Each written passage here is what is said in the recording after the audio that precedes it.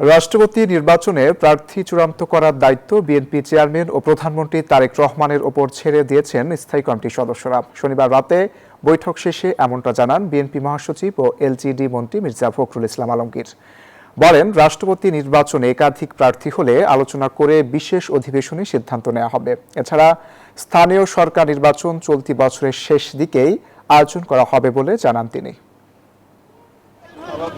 দলের সাংগঠনিক কার্যক্রম আরো গতিশীল করা, স্থানীয় সরকার নির্বাচন, দেশের আইন শৃঙ্খলা পরিস্থিতি এবং সমসাময়িক রাজনৈতিক ইস্যু নিয়ে রাজধানীর গুলশানে বিএনপি চেয়ারম্যানের কার্যালয়ে হয় স্থায়ী কমিটির দীর্ঘ বৈঠক।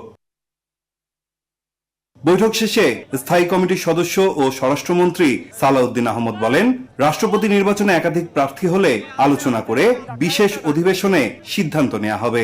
নির্বাচন কমিশন তফসিল ঘোষণা করলে মনোনয়নপত্র বিক্রি হবে, জমা হবে, যাচাই বাছাই হবে।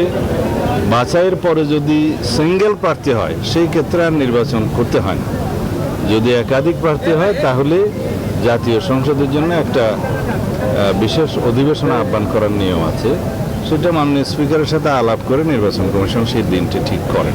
স্থানীয় সরকার মন্ত্রী ও বিএনপি মহাসচিব মির্জা ফখরুল ইসলাম আলমগীর বলেন, দলের পক্ষ থেকে রাষ্ট্রপতি পদে কে প্রার্থী হবেন সেই সিদ্ধান্ত নেওয়ার পূর্ণ দায়িত্ব দলের চেয়ারম্যান ও প্রধানমন্ত্রী তারেক রহমানকে দেয়া হয়েছে।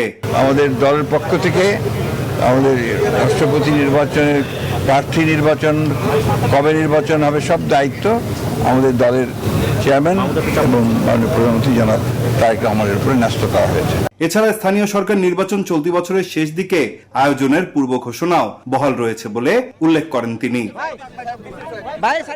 নাইম আল চিকো, নিউজ 24, ঢাকা।